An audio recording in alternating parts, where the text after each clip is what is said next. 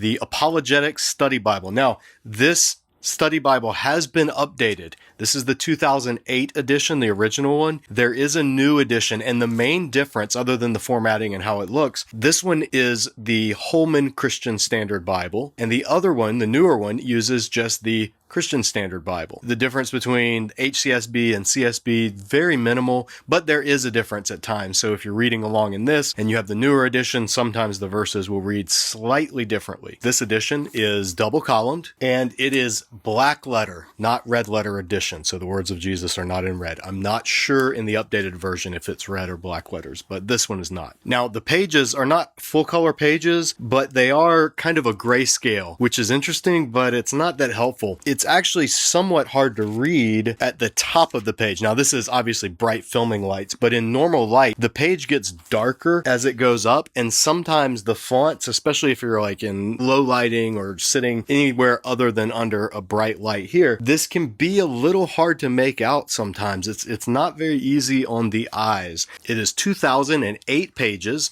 with about 10 or 12 color pages, not just maps, but also charts and timelines and things like that at the back. The contributors to this Bible, they're too many to list. It's pretty much name an apologist, and they probably had something to do with this or contributed an article to it. So maybe I will tick those names across the screen right here. So some features at the beginning, not at the end, but at the beginning of the Bible, there are 4 notes pages, which is interesting, but not that helpful because they're on glossy paper. Can you see that? Have you ever tried taking notes on glossy paper with anything other than a Sharpie? Not so great. Again, bad design choice, but it's at least you can, I don't know, they give you 4 pages to write notes on.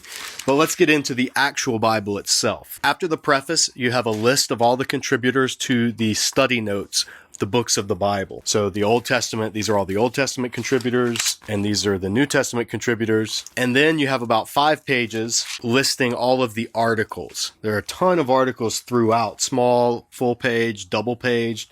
And so this gives you all the articles and who wrote each one. There are around 125 or so articles. On page XI, Roman numeral 11, there's also a list of these articles by R. Allen Street on twisted scripture. So a big aspect of apologetics, obviously, is not just proving the gospel or demonstrating the reliability of scripture, but also correcting people who misuse scripture. That's a major aim of this book. So there are all of these articles on scriptures that have been historically twisted by cults or various other movements or offshoots or aberrant teachings. Sprinkled throughout this Apologetics Study Bible, you have a list of all of these historical famous apologists and a short biography about them. Then there are a couple of essays to begin. There's one called What is Apologetics by Ken Boa, then one by Lee Strobel called How Apologetics Changed My Life, and then one by James Kennedy called Christ, the Fulfillment of Prophecy. After that, you have one called Writing History, Then and Now, which talks about historiography and the means of communication and how it varied between the ancient world and modern standards, which is an issue that apologists deal with. And then there's also an article, an interesting, on numbers in the Bible. This is good to see because a lot of confusion about biblical stories or the trustworthiness of accounts hinges on modern readers applying a modern mathematical precision to ancient documents where numbers were used in a variety of different ways with varying degrees of precision. After that, there's a chronology of the kings of Israel and Judah, again, because this seems to come up in a lot of kind of, those lists you find. I'm sure you can click around here on YouTube and you'll find all kinds of contradictions in the Bible, Bible errors, Bible contradictions. I mean, it's a cottage industry of people trying to point out contradictions in scripture. And a lot of them have to do with comparing things that happen in Samuel and Kings with things that are recounted in Chronicles and showing, there's a discrepancy there. So this article and the article about the numbers and the article about historiography help clear up a lot of misunderstandings that both modern believers and modern skeptics bring to and put onto scripture when they're trying to either defend it or debunk it. Then we come to the beginning, the Old Testament, and there's no introductory article. It just goes right into Genesis. After that, you come to not a concordance, but a subject index. So this tells you when you want to look up something about the Babylonian Empire. Well, page 583, page 695. It's not a concordance where you can look up a keyword and find the verse that word's used in, but rather, where can I find something about chimpanzees? Chimpanzees, page 1719. I'm actually curious what is on page 1719 about chimpanzees, so I'm going to turn there. And it just happens to take me to an essay, How a Christian Should Relate to Culture. And there's a sentence in there that says, on the surface, the outstanding trait of humanity is culture. Not everyone agrees. Some claim beasts have cultures. Chimpanzees harvest termites with a tool, a stripped tree branch wrought by their own hands. Termites cultivate mushrooms for consumptions. Birds create. So an essay mentioned chimpanzees, kind of random, just as an example. And then the subject index at the back thought, well, you might need to know that chimpanzees are mentioned. I might even cut all this out. That is super random. After the index, which again is an index to subjects covered in the notes and the essays, not a list of terms and what verses they can be found in, then we come to an annotated bibliography. And these are recommended resources having to do with Christian apologetics, religious pluralism, world religions. So just something if you want to go deeper in particular subjects that were only briefly mentioned throughout the notes, they give you some places to begin your journey. Then after that comes the HCSB concordance. So after that, you can then look up terms and what verses of scripture they're often found in. Now, it's not an exhaustive concordance, so you won't find every example, but it's pretty substantial. And then at the end, there's a color section before you get to the maps, which you find at the end of most study Bibles. The first one is a timeline of apologists and noted works. After that, there's a chart of selected New Testament archaeological finds. Then after that, which I don't know why they did that order, but after the New Testament archaeological finds, then there's one about Old Testament archaeological finds. Should have done it in the reverse order. Then there's an infographic, and this is from Josh McDowell's work, and it compares the number of original manuscripts of the New Testament to works in antiquity. After that, there is a chart comparing naturalism and theism. And then there's a comparison of new religious movements. Then again, there's a chart of the chronology of the Hebrew kings at the end, because that is a source of much apologetic work. And then after that, we come to the Holman colored maps that you find in the back of most Holman study Bibles. So I'm not going to go too far in depth with the various books, because the notes really are all aimed at not really helping you understand the text, but correcting misreadings of the text or notes that focus on the reliability of the text, which is what you would expect from an apologetic study Bible. In Genesis, you'll find essays on kind of the folklore beliefs that pop up or the popular mythology, like essays about Lilith, the lost civilization of Atlantis, these things that you hear from maybe fringe historians or the internet and conspiracy type YouTube videos, things like that. They deal with some of those, what's up with psychics and those kind of things in these opening chapters of Genesis. There are essays on young earth versus old earth creationism. The authors and the contributors all come from a wide background of views on creation. So it kind of just presents, hey, Christians interpret this way, others interpret it this way. Here's what you need to know. There's an essay on the genealogies and how to not misread the biblical genealogies, that you can't just do like Bishop James Ussher and others did and just count backwards and then that's how you get the date for creation, which is 4004 BC, according to Ussher. Not correct. It's not how you use genealogies. Biblical genealogies are not exhaustive, and so they can't be used to nail down exact chronology. When we come to Exodus, the notes tend to focus on issues of historicity, proving that Moses could have written or compiled the works of the Pentateuch. Not necessarily that Moses authored all of the first 5 books of the Bible,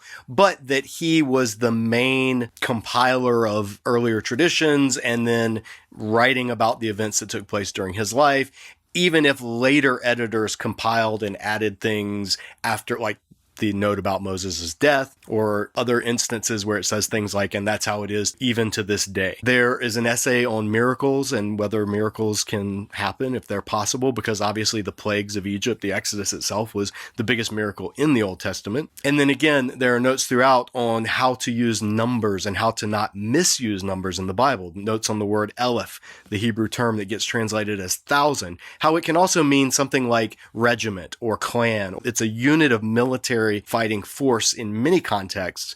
And so we have to be careful of just attributing numeric value to something that may have a more general or a figurative value. It does argue for the Red Sea, Yam Suf, being something connected to what we would call the Red Sea today, either Aqaba or Suez, as opposed to some of the other theories that are out there about it being one of the lakes up in North Egypt. And it does note that there are many different views on which mountain is Horeb, Mount Sinai, in and throughout the Sinai Peninsula, as well as even possibly in Saudi Arabia. Then there's an essay on Old Testament ethics by Christopher Wright, and I can think of no one better to write on that topic than him. His book, Old Testament Ethics for the People of God, put it on your must-read list if you are serious about understanding the Old Testament and understanding all of the puzzling, strange, hard, or ethically ambiguous passages in the Old Testament. Seriously, you should have this book. When we get to Romans, there's a decent introduction, not super sparse, but it's also not very in-depth. None of the book introductions are really in-depth introductions to what you're going to find in the book. Rather, they're going to have to do with things that help you defend the book. This is an apologetics-based Bible, so the introductions to the books are going to be apologetics focused. But the Romans material is good. There are 2 essays by Paul Copan. I'm a fan of his and enjoy his work. He's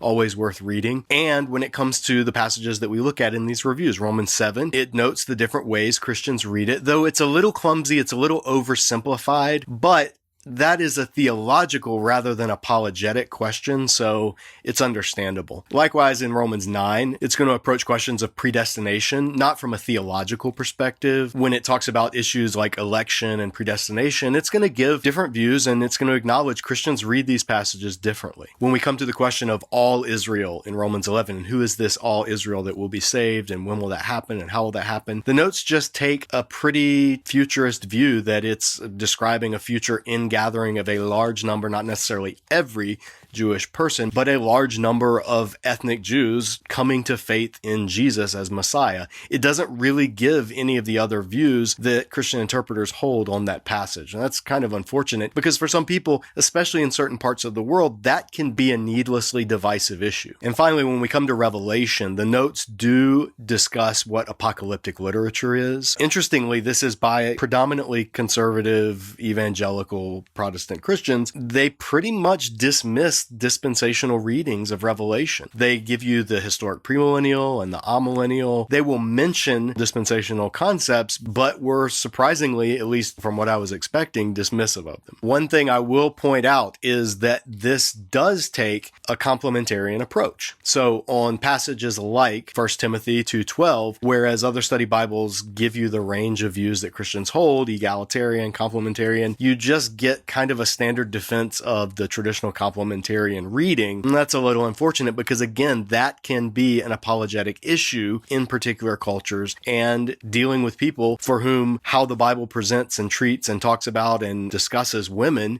is a major stumbling block. So I really wish they would have given more egalitarian readings to go with their complementarian readings so that people would at least know if they're talking to somebody and that is their hang up, hey, there are other ways to approach this.